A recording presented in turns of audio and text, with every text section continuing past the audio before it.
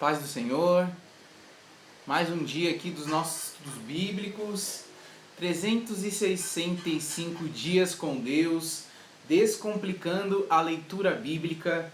Esse é o nosso propósito para esse ano, esse é o nosso propósito de estudo bíblico, estudo da palavra, buscar cada vez mais, cada dia mais, estar a um passo mais próximo do que o nosso Deus, um Deus tão poderoso, tem para nos falar, tem para nos dizer, tem para nos ensinar, tem para nos conduzir. Eu creio que essa é uma jornada especial, que todos aqueles que porventura estiverem participando, estiverem aproveitando algo a respeito desses estudos, eu tenho certeza que vai transformar a sua caminhada com o Senhor. Se você não o conhecia, você vai o conhecer. Se você já o conhecia, você vai aprofundar o teu relacionamento com Ele. E eu tenho certeza que esse propósito vai abençoar a tua vida. Eu tenho certeza que a sua caminhada de fé vai ser diferente a partir do estudo da palavra.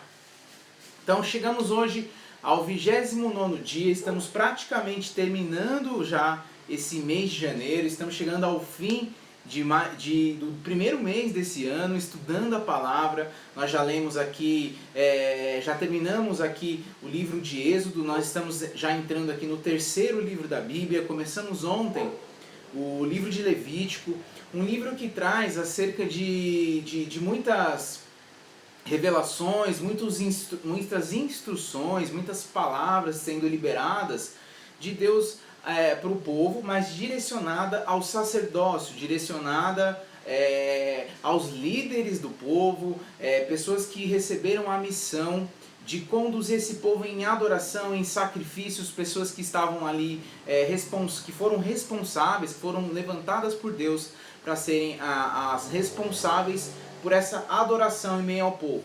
Os sacerdotes naquele tempo, eles eram responsáveis pela adoração, pelas ofertas de sacrifício, por tudo que fazia ali o intermédio entre Deus e o povo, era parte dos sacerdócios ali. Existia o sumo sacerdote, que era a pessoa responsável pelos cuidados do tabernáculo.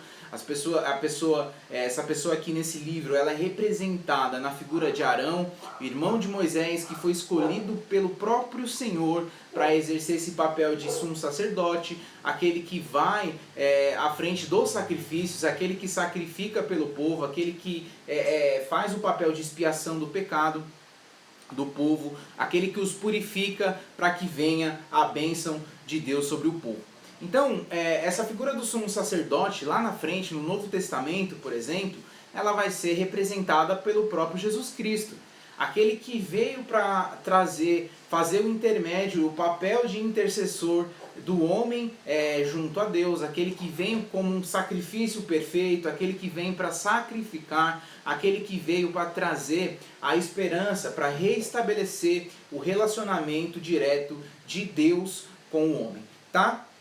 Então ontem nós estudamos aqui, encerramos o livro de Êxodo, entramos no livro de Levítico, nós vimos a glória de Deus se derramando, nós vimos a glória de Deus se manifestando de uma maneira sobrenatural. O tabernáculo que Deus dá ali instruções a Moisés para construir, ele fica pronto, Deus ali vem com a sua presença sobre a nuvem, o povo se prostra em adoração. Nós vemos a redenção de um povo que antes se afastou de Deus em adoração, por exaltar, por adorar outros deuses. Agora eles estão se prostrando diante do Deus vivo, vendo ali a sua glória, recebendo a visitação do próprio Senhor. Que maravilha nós vimos isso. Nós vimos então o primeiro capítulo também do livro de Levítico, e ele falando acerca do holocausto, falando acerca ali das leis referente ao holocausto, aos princípios que devem ser estabelecidos acerca do holocausto, como ele deve ser feito, quem deve fazer, de qual forma ele deve ser feito. E aí nós terminamos esse capítulo lendo a respeito disso, tá? Então hoje nós vamos para mais 3 capítulos, nós vamos estudar Levítico capítulo 2 a capítulo 4, nós vamos continuar vendo aí o que Deus tem para nos falar, o que Deus tem para liberar sobre nossas vidas, a respeito de adoração, a respeito de sacrifício. Levítico é um livro que vai nos inspirar a seguirmos o padrão de Deus para sacrificar o nosso eu, para sacrificar as nossas vaidades, os nossos costumes, os nossos defeitos, para buscarmos ali em adoração, para buscarmos ali em jejum, em sacrifícios mesmo, para poder viver a bênção do sobrenatural de Deus. Vamos orar? Pai, em nome de Jesus, eu quero te agradecer por mais uma semana que se conclui, por mais uma semana que nós vivemos o Teu manifestar, que nós vivemos o Teu poder, que nós vivemos, Senhor, a Tua presença, meu Deus. O Senhor é maravilhoso, o Senhor é bondoso, a Tua graça, Senhor, nos envolve, o teu sobrenatural, Pai, nos envolve, nós podemos ver o Teu cuidado, Senhor, sobre nossas vidas. Nós te agradecemos, Senhor, por tantas coisas, Pai, mas principalmente pelo Teu cuidado sobre nós. Nós te agradecemos pela Tua presença, nós te agradecemos pelo Teu manifestar, nós te agradecemos, Pai, pela liberdade de podermos cultuar, Senhor, o Teu nome, de podermos ler em liberdade a Tua palavra, de podermos falar, Senhor, da Tua palavra, de estarmos hoje, Senhor, diante de ferramentas que nos permita levar adiante a Tua palavra, Senhor. Que essas palavras, Pai, não sejam somente saindo da minha boca, mas, Pai, que ela possa transformar corações, porque não são as minhas palavras, é a Tua palavra, Pai. É acerca da Tua palavra que nós estamos ministrando, é sobre a Sua palavra que nós estamos falando, Pai. Que venha, Senhor, os frutos da Tua palavra. A Tua palavra não volta vazia. A Tua palavra, Senhor, ela sempre dá frutos. Pai, eu te peço, prepara corações para receber essa palavra, prepara corações para receber desse ensino, ó Deus, esse ensino que não vem de mim, não vem de homens, mas vem do próprio Senhor. Nós clamamos pelos dons do Espírito Santo, nós clamamos pelos frutos do Espírito Santo, nós clamamos pelo entendimento, conhecimento venha sobre nós, o dom de conhecimento, Pai, o Espírito ensinável, venha sobre nós em nome de Jesus. É isso que nós oramos, é isso que nós te pedimos. Vem sobre nós com o Espírito ensinável, em nome de Jesus. E amém. Amém. Glórias a Deus. Vamos mergulhar então na palavra? Vamos entrar aqui no nosso objetivo de estudar realmente o que Deus tem para nos falar nesses capítulos de hoje. Levítico capítulo 2, então, nós vamos entrar aqui num assunto muito interessante. Nós vamos falar, o capítulo 2 fala acerca de oferta de cereais. Esse capítulo aqui, ele define, ele fala acerca de leis, ofertas de manjares, ofertas de cereais. Existiam dois princípios, existiam dois tipos de sacrifícios. Desde Caim, desde Abel, nós vemos que há dois tipos de sacrifícios aqui. O primeiro tipo de sacrifício, ele remete ao sacrifício vindo de animais. O sacrifício que vem ali com cabras, bois, os próprios pássaros, enfim, eles falam acerca de sacrifício de animais. E há também um sacrifício de cereais, um sacrifício de ofertas de cereais, ou seja, frutos, cereais em geral. Ambos os tipos de sacrifícios, eles eram aceitos pelo Senhor com muita alegria. Existe um princípio que isso serve para qualquer tipo de sacrifício, que é de entregar o seu melhor. Qual que é o intuito do sacrifício? O intuito do sacrifício aqui é darmos o nosso melhor a Deus. Talvez se eu fosse resumir um pouco do contexto desse capítulo em poucas palavras, eu diria assim, qual é o melhor que você tem para oferecer a Deus hoje? O que você tem de melhor para entregar ao Senhor nesse dia? O que tem de melhor nas tuas mãos? O que tem de melhor? A gente vê assim até a questão da sua despensa, do seu reservatório, aí dentro, o que há de melhor a ser entregue ao Senhor? O capítulo 2 ele começa dizendo o seguinte: quando alguém trouxer uma oferta de cereal ao Senhor, terá que ser da melhor farinha. Sobre ela se derramará óleo, colocará incenso e levará aos descendentes de Arão, sacerdotes. Um deles apanhará um punhado da melhor farinha com óleo e com todo o incenso e os queimará no altar como porção memorial. É uma oferta preparada no fogo de aroma agradável ao Senhor. Olha a importância disso tudo. Além de você levar a sua melhor farinha aqui, que está colocando assim, ou o seu melhor o trigo, ou o melhor cereal, vai depender da versão bíblica que você tem aí, da versão bíblica que você usa, ele diz a respeito de você colocar ainda coisas especiais, ou seja, especiarias. Ele fala aqui acerca de óleo, que era algo muito precioso. Algumas versões vai falar de azeite, que era algo também muito precioso. E ele fala também sobre o incenso. Nós vimos lá atrás, alguns capítulos atrás, assim, lá no finalzinho do livro de Êxodo, quando Deus começa a dar instruções acerca da construção ali do tabernáculo, ele fala a respeito também do incensário, ele fala acerca do incenso, de como ele deve ser produzido. Ele diz que é obra de um perfumista, ele diz que é algo que é usado somente para os sacrifícios ao Senhor. Então nós estamos falando de algo nobre. Nós não estamos falando de algo qualquer, nós estamos falando de qualquer coisa. Ele está falando aqui de algo precioso. Então levar uma oferta ao Senhor, fazer um sacrifício em nome do Senhor, era algo muito especial, era algo muito precioso.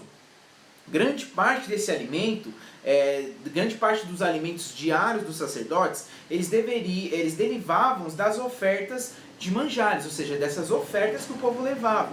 Então por isso foi dito que o excedente seria de Arão e de seus filhos, ou seja, uma coisa santíssima. Olha como termina. O que restar, versículo 3, da oferta de cereal, pertence a Arão e seus descendentes. É a parte santíssima das ofertas, dedicadas ao Senhor, preparadas no fogo. Quando houve uma divisão, nós vamos ver isso aqui nos próximos capítulos, nos próximos livros também, nós vamos ver a história acerca da divisão das 12 tribos de Israel. Essas 12 tribos, elas passaram a ter, cada um espaço específico, uma localização ali geográfica. Eles tinham ali a sua terra, e dessa terra eles viviam. Algumas tribos viveram em terras que eram mais prósperas, terras que eram melhores para a plantação, enfim. A tribo de Levi, que é a tribo a qual veio Moisés, a tribo da qual veio Arão, ou seja, os sacerdotes, eles não tinham uma terra específica, eles não herdaram uma terra específica.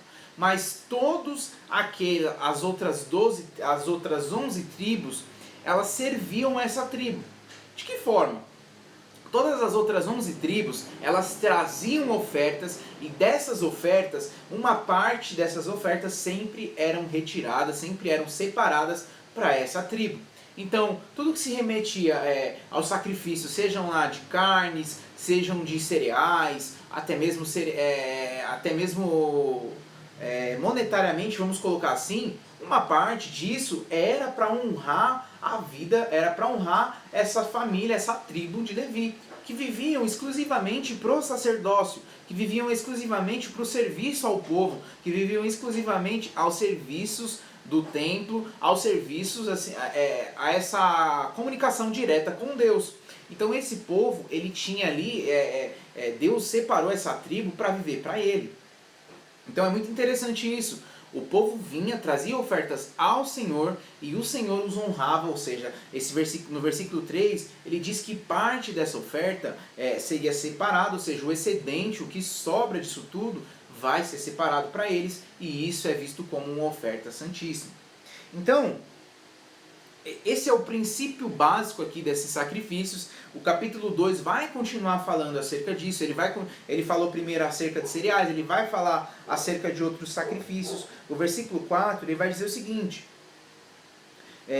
se algum de vocês trouxer uma oferta de cereal assado no forno, seja da melhor farinha, bolos feitos sem fermento, amassados com óleo, ou pães finos sem fermentos e untados com óleo. Se a sua oferta de cereal for preparada numa assadeira, que seja da melhor farinha, amassada com óleo, sem fermento, divida em pedaços e derrame sobre ela o óleo, uma oferta de cereal. Se a sua oferta, versículo 7, for cozida numa panela, seja da melhor farinha, também com óleo, traga ao Senhor a oferta de cereal feita desses ingredientes e apresente-a ao sacerdote, que o levará ao altar. Ele apanhará a porção memorial da oferta de cereal e a queimará no altar. Oferta essa será preparada no fogo, de aroma agradável ao Senhor. Os versículos versículos 4 ao 7, eles listam aqui 3 tipos de oferta de manjares cozidas. A primeira, ela era cozida no forno. A segunda, ela era cozida na caçoula, ou seja, um item de metal, uma louça diferente, uma panela diferente, uma assadeira diferente. E a terceira, ela fala acerca da sertã, ou seja, uma panela que era muito específica naquele povo, muito específica ali naquele convívio. Era uma panela específica feita para esse tipo de prática. Todas elas deveriam ser preparadas com a mais fina farinha, elas deveriam ser misturadas ali com azeite. Vale pensar que a maioria dessas ofertas, elas eram consumidas pelos sacerdotes. O incenso era deixado de fora, ele se espalharia muito ali nos pães, nos bolos, ou seja, não era algo específico, não era algo que era agradável e principalmente também tido como um princípio ali do Senhor. A apresentação dessas ofertas cozidas feitas pelos sacerdotes no altar, ela era essencialmente a mesma para as ofertas não cozidas, ou seja, a oferta que iria para Deus e a oferta que ficava para os sacerdotes eram a mesma. Então o princípio ali se baseia muito no que você está entregando, independente de você estar entregando na mão de um homem ou se você está entregando diretamente na mão de Deus. Tá? Esse termo aqui, ele serve para as mesmas coisas. Então, era muito importante ter esse conceito, tá? Os versículos vai continuar aqui, nós vamos ver então que a proibição de preparar com fermentos alimentos que eram queimados no altar, ela pode ter sido baseada no mesmo princípio que não permitia a ingestão de sangue dos animais.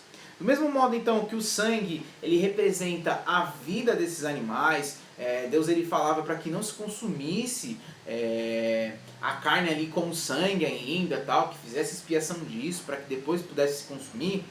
Então, do mesmo modo que a carne representa o sangue, a vida, o fermento ele contribui também para que os alimentos derivados ali dos vegetais crescessem. Então há um princípio aqui. Deus talvez tirava do mesmo princípio que Deus trazia para os animais acerca do sangue, que era o que dava vida, era o que fazia crescer a vida ali naquele povo. Deus trazia isso também para o mesmo conceito a respeito do fermento, tá? Olha o que ele diz então. O restante da oferta de cereal pertence a Arão e aos seus descendentes, é parte santíssima das ofertas dedicadas ao Senhor preparada no fogo. Nenhuma oferta de cereal, versículo 11, que vocês trouxerem ao Senhor, será feita com fermento, pois vocês não queimarão fermento nem mel como oferta preparada no fogo ao Senhor. Podem trazê-los como oferta dos primeiros frutos ao Senhor, mas não podem oferecê-los no altar como aroma agradável. Podem trazê-los então como oferta pelos primeiros frutos, mas não podem oferecê-la no altar como um aroma agradável. Então nós estamos falando aqui de uma oferta distinta das primícias da colheita. Nós vamos ver acerca dessas ofertas de primícias e tudo mais especificamente lá no capítulo 23. Nós vamos ver aqui no capítulo de Levítico que muitas vezes as direções de Moisés, assim como nós vimos aqui no final do livro de Êxodo, as direções que Moisés vai dando para o povo, elas vão se repetindo, tá? Êxodo, Deuteronômio, nós vamos ver aqui que as gerações, elas vão recebendo instruções e depois essa primeira geração, ela vai ficando para trás, vai ser renovada uma próxima geração. Vale lembrar que eles passaram muito tempo no deserto. E aí uma geração nova vai se levantar dentro do próprio período no deserto. E aí Moisés ele vai trazendo essa memória, Moisés vai trazendo ali, vai recapitulando para o povo tudo que eles viveram, tudo que eles passaram. Então nós temos que ter esse entendimento. Algumas leis, algumas instruções aqui, elas vão se repetindo. Então, nós vamos finalizar esse capítulo aqui, no versículo 13, ele fala acerca do sal. Temperem com sal todas as suas ofertas de cereal. Não excluam de suas ofertas de cereal o sal da aliança do seu Deus. Então acrescentem sal a todas as suas ofertas. O sal do concerto do teu Deus, ele era usado em toda oferta de manjares, como essa, oferta de cereais. Ou seja, o sal ele era um símbolo da aliança também conhecida entre os gregos e os árabes. O sal era um símbolo de aliança. Então cada oferta consistia na lembrança do concerto que Deus fez com Israel no Monte Sinai e das obrigações e também dos privilégios, né, que o povo, que os adoradores ali tinham em permanecer fiel junto ao Senhor, junto à sua aliança. Deus faz muita menção ao sal. O próprio Jesus diz: você sois sal do mundo, luz da terra. Nós temos, há um grande valor aqui quando eles colocam o sal. O sal aqui é visto como um símbolo de aliança. É provável que Jesus ele tivesse em mente a aliança quando ele disse aos seus seguidores, ou seja, vocês são o sal da terra. Lá em Mateus capítulo 5, versículo 3, Jesus ele diz isso aos seus discípulos para que eles pudessem ter noção do que eles são, do que nós somos, porque isso se aplica a cada um de nós, para que nós pudéssemos ter noção do que nós somos e de qual a nossa importância dentro do reino. Nós somos sal da terra, nós viemos para fazer separação, nós viemos para afirmar uma aliança que Deus tem com cada um de nós e por através de nós também. Então nós vamos terminar esse capítulo aqui, os versículos 14 a 16, eles vão falar acerca de que essas ofertas elas eram preparadas e oferecidas no altar da mesma forma que as outras também foram anteriormente, ou seja, independente de qual seja o tipo de oferta, elas eram preparadas da mesma forma. Assim, como elas tinham de ser preparadas da melhor farinha, a oferta descrita aqui nesses versículos, do 14 ao 16, elas vão proceder da mesma colheita de grãos, ou seja, elas vão fazer parte das mesmas primícias. Então deveria proceder aqui das primeiras colheitas os grãos. Aqui a gente pode observar, né, que do princípio de que apenas o melhor dentre as posses de uma pessoa era o bastante para ser oferecido ao Senhor. Nós vimos esse princípio desde o começo. Eu volto a bater nessa tecla porque é muito interessante. Deus não precisa de um favor meu, muito pelo contrário, nós é que somos dependentes do Senhor, e é muito bom ser dependentes de Deus, mas Deus ele se alegra quando nós entregamos o nosso melhor. Deus não espera de nós algo que não seja o nosso melhor. Então tome cuidado toda vez que você fala: poxa, eu quero dar algo ao Senhor, eu quero fazer algo para o Senhor. Se você não estiver disposto a dar o seu melhor, muito provavelmente você já vai ter começado aí fracassando nesse propósito, tá? Então Deus só aceita o nosso melhor, Deus não precisa de nada que não seja o nosso melhor. Tome cuidado com isso. Capítulo 3, então nós vamos para o próximo capítulo, Levítico capítulo 3, nós vamos falar acerca da oferta de comunhão. Levítico capítulo 3, nós vamos entrar aqui no próximo capítulo da nossa jornada. Deixa eu só fazer uma pequena alteração aqui. Aí, pronto. Nós vamos então falar acerca da oferta de comunhão. E esse capítulo aqui, ele relativo a ofertas pacíficas, tá? Ele vai falar de ofertas pacíficas. E o termo aqui, sacrifício, né? O termo sacrifício pacífico, ele tem origem na palavra usada no hebraico para a paz, ou seja, shalom. E significa inteireza, totalidade, completude, sanidade, saúde. Significa realmente algo que se completa, algo por inteiro, tá? Então olha como ele começa aqui. Quando a oferta de alguém for sacrifício de comunhão, assim se fará, se oferecer um animal do gado, seja um macho ou uma fêmea, apresentará ao Senhor um animal sem defeito. Então, versículo 2, porá a mão sobre a cabeça do animal que será morto à entrada da tenda do encontro, e os descendentes de Arão, os sacerdotes, derramarão sangue aos lados do altar. Desse mesmo sacrifício de comunhão, oferta preparada no fogo, ele trará ao Senhor toda a gordura que cobre as vísceras e está ligada a elas, os 2 rins com a gordura que os cobre e os que está perto dos lombos, e o lóbulo do fígado que ele removerá junto com os rins.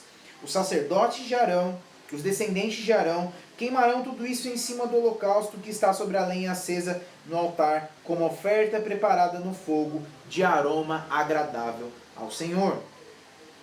Como ocorria no sacrifício em holocausto, o ofertante também ele desempenhava aqui um papel muito importante nessa história. O participante aqui ele tinha um papel de extrema importância nessa história.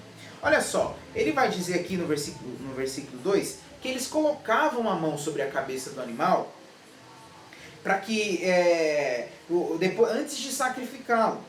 Então, depois que eles colocavam a cabeça ali dos animais, ou seja, ali era como se eles tivessem eles passassem algo ali para o animal, ou seja, o motivo do sacrifício era feita uma transferência, espiritualmente falando aqui, era como se fosse uma transferência para o animal e aquele animal era sacrificado em oferta ao Senhor, ou seja, era como se ele estivesse levando aquilo que eu estou colocando nele como uma oferta ao Senhor. Então depois os filhos de Arão, eles faziam expersão do sangue no altar. O sangue representava a vida e era o primeiro sacrifício de Deus. Aí no versículos 3 e 4, ele vai falar acerca da gordura, os rins, o redenho que está sobre o fígado, ou seja, essas partes elas pertenciam especificamente a Deus. A gordura era a parte mais valiosa da carne. A gordura que era o que tinha de princípio, era a primícia do que esse animal tinha, ou seja, a parte mais importante, a parte mais valiosa que esse animal tinha, eram essas partes, ou seja, a gordura, os rins, etc. Então, os rins, eles eram vistos como a base das emoções. E olha o que eles estavam separando a Deus. Eles estavam, esse versículo diz aqui acerca do que é feito o sacrifício e de que partes desse sacrifício são separadas a Deus. E uma dessas principais partes, por exemplo, aqui o rim, eles eram vistos diante desses sacrifícios como a base das emoções. Então eu estou entregando um sacrifício e desse sacrifício eu entrego diretamente ao Senhor a base das minhas emoções. Era isso que eles estavam simbolizando quando eles separavam os rins ao Senhor. O fígado, uma outra menção aqui, o fígado, ele era o principal órgão utilizado para a previsão do futuro nas culturas pagãs. Ou seja, eles usavam o fígado dos animais como um instrumento ali de previsão de futuro, ou seja, uma espécie de feitiçaria para prever o futuro nas religiões ali, nos sacrifícios pagãos que viviam ali próximo a Israel. Então, essa atividade aqui, ela era estritamente proibida aos israelitas. Eles eram um costume de povos ali, dos povos cananeus, dos povos heveus, hititas, enfim, aqueles povos a qual o Senhor sempre lutava para exterminar, para livrar os israelitas deles. Eles tinham esse tipo de costumes. Então aqui, o Senhor está separando isso, ele está fazendo algo diferente no meio do povo. Essas porções, quando elas eram queimadas no altar, por exemplo, elas eram oferecidas a Deus como as melhores partes do sacrifício do animal. E além disso, a oferta do redenho do fígado, por exemplo, demonstravam que a confiança dos israelitas, a confiança do futuro do povo de Deus, ela estava depositada no Senhor. E não nas divindades pagãs, não nas atividades pagãs, não nas adivinhações ou em qualquer coisa do tipo. Então queimar o fígado, ou apenas uma parte dele, indicava que este não poderia ser usado para adivinhação do futuro. Isso aqui significava que eles estavam realmente servindo ao Senhor, eles estavam buscando algo novo e que eles confiavam totalmente no Senhor. O sacrifício pacífico, ele normalmente ele se dava após o sacrifício em holocausto, que era inteiramente consumido no altar. Então, por isso, o uso da expressão em cima do holocausto. Olha o que diz aqui o versículo 5 e 6. Se a sua oferta de cereal for preparada numa assadeira, que seja... desculpa, estou lendo o capítulo errado, li o 3, perdão. Os versículos 5 aqui ele diz: os descendentes de Arão queimarão tudo isso em cima do holocausto que está sobre a lenha acesa no altar, como uma oferta preparada de aroma agradável ao Senhor. Então, ou seja, eles faziam isso depois do sacrifício de holocausto, eles já vinham com esse outro sacrifício. Estando então reconciliado com Deus por causa do holocausto, o adorador ele ficava em uma posição de associação com o Senhor, ou seja, ele ficava ali com sua família, ele compartilhava com essa celebração do sacrifício pacífico, e aí depois do arrependimento vem a reconciliação. Esse é o princípio. Eles faziam primeiro o holocausto, que era buscando ali o arrependimento do pecado, o arrependimento das más condutas ali, seja do povo, seja da família, seja da congregação geral. E após isso, após esse holocausto, após esse sacrifício de arrependimento, vinha esse sacrifício de oferta aqui de comunhão. É um princípio básico. Você primeiro se arrepende, depois você reconcilia com Deus. Esse era o princípio desse sacrifício, esse era o motivo aqui desse sacrifício. Ele vai falar então, no versículo 6, acerca de mais um sacrifício, ou seja, se for um animal do rebanho, como um sacrifício trará o macho ou fêmea, ele continua dando a mesma ideia para um outro tipo de coisa. No versículo 11, quando o versículo fala de manjar, não significava que Deus desejava o sacrifício, ou que ele precisava dele, que ele comia, como se acredita que as outras divindades pagãs faziam, que eles vinham e comem o sacrifício. Há muitas outras, até mesmo hoje em dia, há muitas outras religiões que adoram divindades aí pagãs, outras histórias, enfim, que eles acreditam que os seus deuses, que as suas entidades vêm para consumir os alimentos que eles deixam ali de sacrifício. Deus, por contrário, não tinha nada disso. Era uma oferta simbólica, era uma oferta ali de arrependimento, tanto que isso era totalmente consumida. Tá? É diferente do que outras seitas, outras pessoas acreditam acerca de outras divindades. Deus consumia completamente essa oferta e aquilo ali subia a ele como um incenso agradável. O versículo 16 vai continuar falando aqui. O versículo 16 diz que toda gordura será do Senhor. Isso aqui é um lembrete de que nossas ofertas ao Senhor, elas devem ir sempre do melhor que nós possuímos. Esse é o conceito básico. Esse é o conceito aqui, maior conceito englobado nesses capítulos aqui, é de entregarmos o melhor que nós temos ao Senhor, de entregarmos realmente o que nós podemos fazer de melhor ao Senhor. E aí nós vamos terminar então o capítulo 3 falando aqui que este é um decreto perpétuo para as suas gerações, e onde quer que vivam, não comam gordura alguma, nem sangue algum. Algumas regras aqui da lei mosaica só poderiam ser observadas na terra que Deus estava dando aos israelitas. Entretanto, aqui essa proibição de comer gordura e sangue, ela se aplicava em qualquer lugar e em qualquer lugar que um israelita morasse. Isso aqui era um estatuto perpétuo, ele mesmo diz nessas palavras: todas as vossas habitações, ou seja, não havia exceções, onde quer que eles estivessem, os procedimentos sacrificiais, eles sempre enfatizavam o conceito apenas o melhor para Deus. Apenas o que há de melhor, o que tem de melhor, ele não pode ser para mim, ele não pode ser para você. O conceito aqui é que o melhor, ele sempre vai ser do Senhor. Independente, se você tem algo muito bom ali, cara, ótimo, maravilha, mas o melhor daquilo é do Senhor. Essas ofertas, da mesma forma então que funcionava na antiga Israel, também funciona até hoje. Eles carregam esse princípio: apenas nosso melhor é bom o suficiente para oferecer a Deus. A proibição da ingestão de sangue, ela vai ser explicada em Levítico capítulo 17. Nós vamos ver aqui nos versículos 11 ao 14, lá no versículo capítulo 17, 11 ao 14, nós vamos entender melhor acerca desse princípio. Não entra em parafuso, você não precisa parar de comer agora, fica tranquilo, não há problema algum. Há uma explicação mais embasada para isso, não vou entrar nisso agora, porque nós vamos ter o capítulo ali específico para falar acerca disso. Mas é válido lembrar que ela foi feita a Noé também, lá em Gênesis capítulo 9, versículo 4.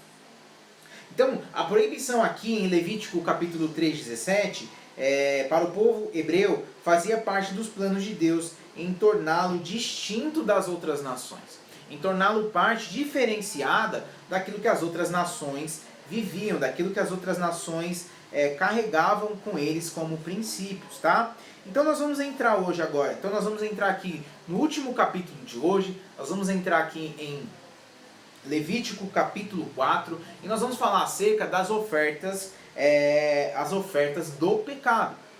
Olha que interessante aqui. Nós vamos falar acerca das ofertas de expiação do pecado.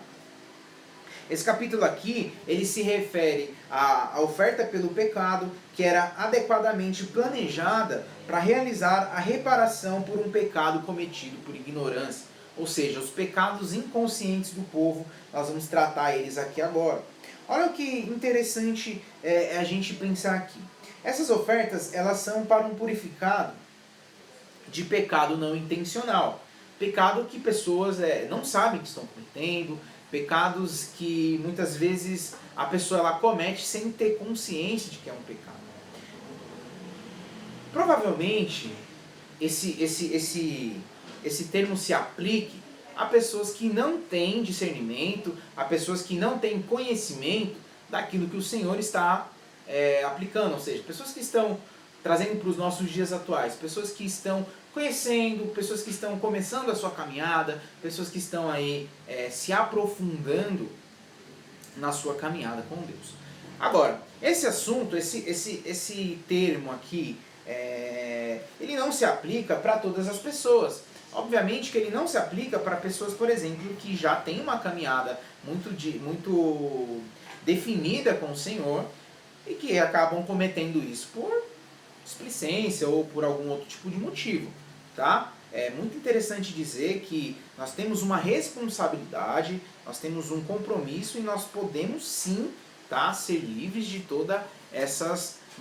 todos esses maus caminhos, tá? Nós vamos então entrar aqui e entender o que Deus tem para falar conosco acerca disso. Capítulo 4, então ele vai falar acerca de ofertas pelo pecado.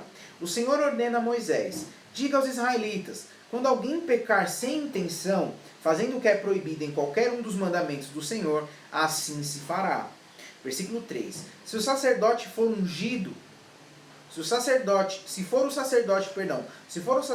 ungido que pecar, trazendo culpa sobre o povo, trará ao Senhor um novilho sem defeito como oferta pelo pecado que cometeu.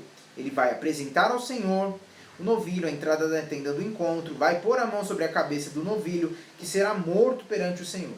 Então o sacerdote ungido pegará um pouco do sangue do novilho e o levará à tenda do encontro. Molhará o dedo no sangue e o aspergirá 7 vezes perante o Senhor, diante do véu do santuário.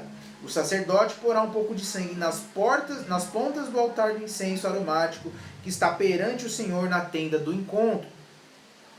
Então retirará toda a gordura do novilho, oferta pelo pecado, a gordura que cobre as vísceras está ligados a elas, os 2 rins com a gordura que os cobre, está perto dos lombos, e o lóbulo do figo, que ele removerá junto aos rins, como se retira a gordura do boi sacrificado como oferta de comunhão. Então o sacerdote queimará essas partes no altar do holocausto. O que nós estamos entendendo aqui? Vamos lá, aos detalhes. Primeiramente, se o sacerdote pecar, Deus começa aqui falando, o Senhor começa falando desse capítulo acerca do sacerdote.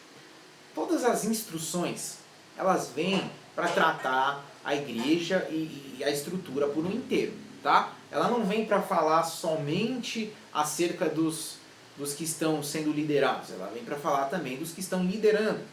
Então, se nós estamos vivendo hoje, se você porventura vive aí num lugar, vive numa congregação onde a liderança da igreja não se avalia, cuidado, existe algo errado aí. Porque Deus ele não trata dessa forma. Deus ele começa falando sempre acerca daqueles que ele chamou primeiro. Então, quanto mais é dado, mais é cobrado. Então Deus ele chama acerca de cada um de nós, acerca do que ele tem ele nos cobra acerca do que ele nos entregou também. Deus ele chama aqui, ele começa falando acerca desse sacerdote.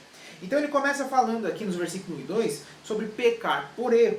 Essa expressão aqui, ela se refere ao pecado que acontecia sem que o pecador se desse conta de que estava ofendendo a santidade de Deus, que estivesse contaminando a sua habitação aqui na terra, que estivesse transcendendo as leis. De uma maneira simples, o que é o pecado? O pecado é você transcender as leis de Deus. Esse é o conceito mais básico acerca do pecado. Deus deu as leis, Deus está dando aqui os conceitos, Ele está dando como deve seguir o seu povo, como deve viver o seu povo. Tudo que transcende esse mandamento, tudo que transcende essas leis é pecado. Esse é o conceito mais básico. Não existe maior pecado, não existe menor pecado, não existe pecado que é mais escandaloso do que o outro.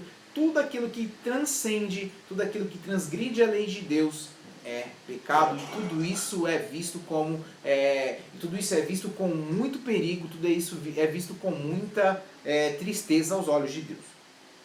Então, ele começa a se referir ao sacerdote. Versículo 3, ele diz então, visto que o sacerdote representava o povo perante Deus, isso era que, por isso ele era ungido, seu pecado ele trazia culpa sobre o povo. A responsabilidade que eu carrego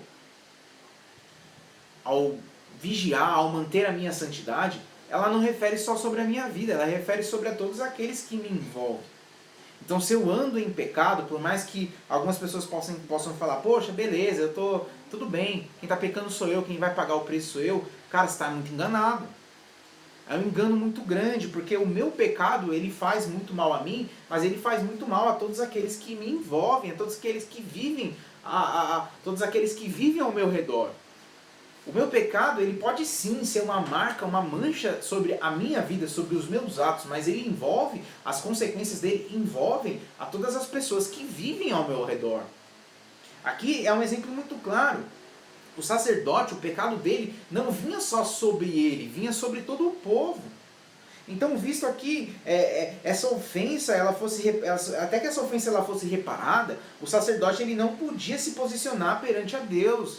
Ele não podia ele podia se colocar no papel dele. Dessa forma, então, o mais importante intermediário entre o povo e Deus era mantido afastado. Olha só, que estratégia pesada, que investida pesada que tinha ali o inimigo contra os sacerdotes e ainda hoje. Porque se um sacerdote ele está pecando, se um sacerdote ele está caído em pecados, ele não tem como servir ao povo. Ele não tem como ser instrumento de intermediação entre Deus e o povo. Então olha só a importância da nossa vida, olha a importância da retidão das nossas vidas. Muitas vezes nós queremos ser instrumento de Deus na vida das pessoas. Muitas pessoas elas deixaram de viver na presença de Deus por sentirem o peso disso.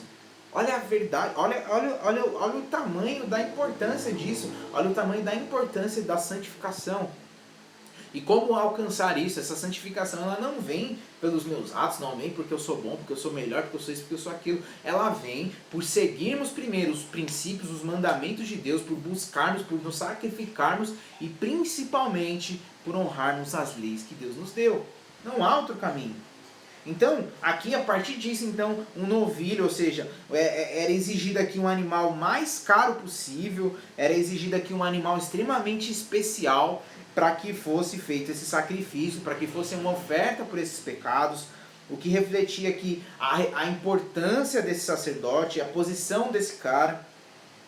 O versículo 6 aqui vai dizer que o sacerdote ele tinha que espargir o sangue, ou seja, ele tinha que espalhar esse sangue perante o Senhor 7 vezes, porque aqui representa também o número da perfeição de Deus, simboliza aqui a completude na Bíblia, simboliza aqui a perfeição do trabalho para Deus e com Deus. Foi nesse período que Deus criou a terra, foi nesse período que Deus fez aqui tudo que nós temos hoje, foi nesse período. Então esse número simboliza esse tempo, essa preparação. O versículo 7 ele fala acerca do altar de incenso. Esse altar aqui ele ficava no lugar santo. O incenso ele não era o sacrifício animal, ele era queimado no altar. Essa parte aqui era uma parte do tabernáculo que também precisava de purificação, ela precisava se manter sempre purificada, sempre pronta para receber a visitação de Deus. Nós falamos ontem acerca de Deus colocando cada coisa, exigindo que cada coisa estivesse milimetricamente nos seus detalhes ali dentro do tabernáculo. Então, esse lugar ele precisava ser o tempo inteiro mantido como puro. E o incenso ali naquele momento trazia simbologia para isso. O incenso fazia essa purificação desse ambiente, para que Deus pudesse visitar. Era um lugar que não tinha acesso a qualquer sacerdote. Era um lugar que somente o sumo sacerdote, ou seja, somente Arão tinha acesso naquele momento. Então era muito importante esse sacrifício, era muito importante todo esse tratar aqui. Isso mostra também que eles não eram pessoas perfeitas. Isso mostra também que eles não eram pessoas perfeitas, que eles erravam, que eles cometiam sim os seus pecados, assim como toda a congregação. Mas existia um preço a ser pago. Os sacrifícios que a congregação fazia não exigiam tanto e não exigiam algo tão precioso quanto exigia dos sacerdotes. Ou seja, desde aqui nós vimos um princípio de quanto mais é dado, mais vai ser cobrado. No versículo 13, ele trata do pecado oculto de toda a congregação. Ou seja, do pecado cometido pelo povo de Israel, sem que ninguém estivesse consciente disso, ou seja, sem que o responsável soubesse que era pecado. Ele fala de um pecado oculto. E olha como isso é grave, porque muitas vezes pessoas vivem as suas vidas baseadas em pecados ocultos. Se toda a comunidade, versículo 13, de Israel, que pecar sem intenção, fazendo o que é proibido em qualquer dos mandamentos do Senhor, ainda que não tenha consciência disso, a comunidade será culpada. Quando tiver consciência do pecado que cometeu, a comunidade trará um novilho como oferta pelo pecado e o apresentará diante da tenda do encontro. As autoridades da comunidade porão as mãos sobre a cabeça do novilho perante o Senhor, e o novilho será morto perante o Senhor. Mais uma vez, então, uma vez que a congregação ela tinha um pecado, nós falamos aqui acerca desses versículos aqui para entender o porquê disso. Uma vez que a congregação ela tinha um pecado, incluindo os sacerdotes e o sumo sacerdote, a sua contaminação ela atingia o mais íntimo do tabernáculo. Ela atingia o local mais íntimo, isso era gravíssimo. Então, como acontecia com o pecado do sumo sacerdote, quando o povo cometia esse pecado, como era um pecado em geral, assim como nós vimos lá no capítulo 32 do livro de Êxodo, quando o povo ali, em geral, oferta ali, faz adoração a outro Deus, isso cai ali como uma bomba espiritual diante do povo. E assim é para os nossos dias. Quando nós vemos aí as nossas lideranças, quando nós vimos aí pessoas que têm esse papel e essa influência caindo com seus pecados, nós vimos o quanto isso reflete na estrutura da igreja como um geral. Então nós temos que tomar esse cuidado. Isso aqui exigia o mesmo nível de sacrifício, ou seja, era um sacrifício que exigia também um novilho, um animal precioso, um animal raro, um animal que era extremamente ali, pessoas que tinham esse bem, que tinham esse novilho, elas eram pessoas extremamente bem-sucedidas naquele contexto.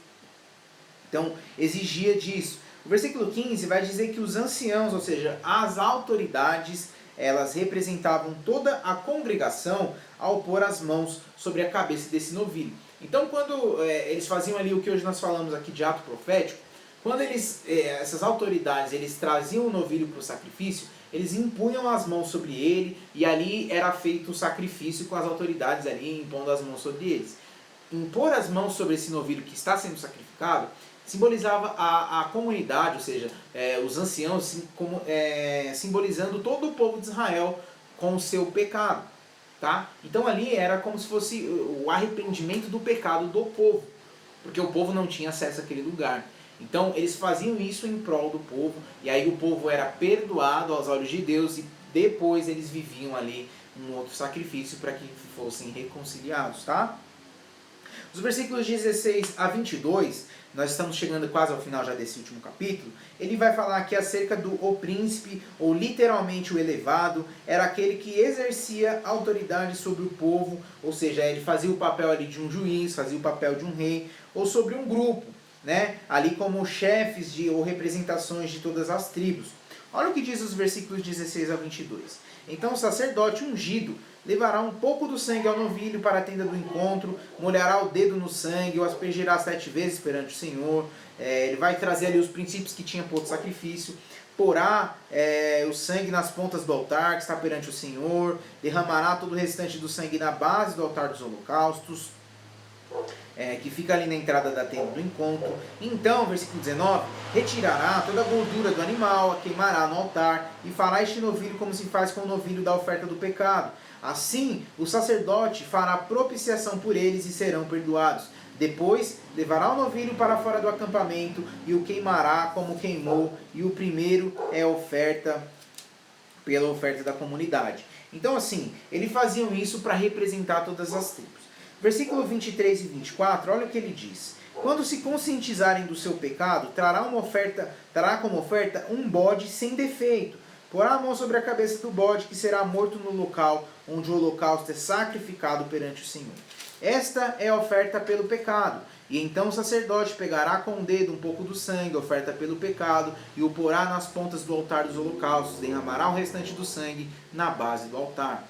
Queimará toda a gordura do altar, como queimou a gordura do sacrifício de comunhão, assim o sacerdote fará propiciação pelo pecado do líder, ou seja, perdoará, ali terá perdão pelo pecado do líder e será perdoado. Então, o bode ele era um animal indicado para a propiciação do líder. Para o perdão do líder era indicado um bode, ou seja, um animal separado, um animal diferente. Visto que esse era aqui uma autoridade civil e não religiosa, ou seja, o líder civil, ou seja, nós falamos aqui de juiz, nós falamos aqui de reis, esse aqui era uma autoridade civil, não uma autoridade religiosa. O seu pecado, ele contaminava menos o santuário do que a ofensa dos sacerdotes e de toda a congregação. Ele contaminava o povo de uma certa forma, com certeza, porque ele era o líder do povo, mas ele não contaminava de tal maneira, com tanta influência, o santuário, porque ele não tinha esse acesso a esse lugar. Então por isso era feito um sacrifício diferente, com um animal diferente, porque era uma liderança, uma posição de liderança diferente, tá? Então, nós estamos então aqui terminando. Nós vamos ver aqui no 25, ele fala acerca do altar de holocausto. Ele ficava numa área afastada do santuário, ele não ficava ali no mesmo lugar. O altar de holocausto ele ficava numa parte separada. Dessa forma, a contaminação pelo pecado de um líder, ela não penetrava, ela não entrava no lugar santo, nem no Santíssimo, onde ficava a Arca da Aliança. O altar de holocausto, ele ficava numa parte de fora, numa parte externa desse tabernáculo, tá? Então, como se dava ofensa praticada pelo sacerdote e pela congregação, eles faziam essa expiação de uma maneira diferente.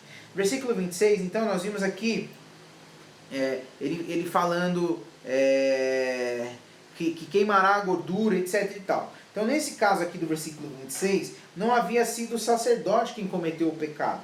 Então, dessa forma, ele estava apto a realizar os procedimentos feitos com a carne do animal sacrificado que o líder o levou. Como o pecado não era dele, então ele estava apto a usar ali, fazer o sacrifício que fosse necessário com aquelas partes ali do animal. Tá? Não precisava fazer separação daquelas partes específicas dos rins e da gordura tal, da primícia do animal, tá? E aí nós vamos terminar aqui dos versículos 27 ao 35. Qualquer outra pessoa do povo da terra é o mesmo que aquele que não possuía autoridade religiosa, civil ou militar. Dos 27 ao 35, olha o que ele vai dizer, nós já estamos terminando. Ele vai dizer o seguinte: se alguém da comunidade que pecar sem intenção, fazendo o que é proibido em qualquer um dos mandamentos do Senhor, o seu Deus, o seu Deus, esse será culpado. Ou seja, qualquer pessoa que não fazia parte ali da liderança religiosa, da liderança espiritual ou da liderança civil do povo, ele seria culpado pelos seus próprios pecados, tá? Então, vamos lembrar aqui, os sacerdotes eles vinham ali, faziam expiação porque eles assumiam ali o pecado do povo, da congregação geral. Eles faziam a expiação também do pecado dos sacerdotes, das lideranças, tanto da igreja havia um sacrifício, e tanto das lideranças políticas, ou seja, religiosas ali da época, tá? Religiosas não, políticas e governamentais da época. Então havia um sacrifício diferente para cada uma dessas. Para o cidadão normal, para o cara normal, para eu e você aqui do caso, existia também um sacrifício diferente. Porém, eu era visto como culpado pelo meu próprio pecado. Então, quando conscientizarem pelo seu pecado, fará como oferta pelo pecado que cometeu uma cabra sem defeito. Ele vai pôr a mão sobre a cabeça do animal em oferta pelo seu pecado, que vai ser morto no lugar de holocausto. Então o sacerdote ele vai lá, ele vai aspergir o sangue da mesma forma, mas quem vai colocar a mão sobre esse animal é o próprio pecador. Aqui uma diferença, ou seja, porque ele vai fazer a expiação do próprio pecado. Tá? Então ele vai retirar a gordura, como se retira a gordura do sacrifício de comunhão. O sacerdote vai queimar essa oferta no altar, porque as pessoas normais não têm acesso a esse lugar, tá? Como um aroma agradável ao Senhor. Então, se ele trouxer uma ovelha como oferta pelo pecado, ela vai ter que ser sem defeitos. Essa aqui ele vai trazer nos princípios, versículo 32. Ele vai pôr a mão sobre a cabeça do animal, ele vai ser morto como oferta pelo holocausto onde ali é sacrificado, né? E aí o sacerdote pega o dedo, ele faz a aspersão do sangue nas pontas do altar e tal, e ele derrama o sangue na base do altar. Retira toda a gordura, versículo 35, como a do cordeiro, do sacrifício de comunhão, e aí ele vai queimar lá no altar as ofertas dedicadas ao Senhor, que são preparadas no fogo. Assim, o sacerdote fará em favor dele a propiciação pelo pecado que ele cometeu, e ele será perdoado. Então nós chegamos ao fim desse capítulo, nós chegamos ao fim da nossa leitura de hoje.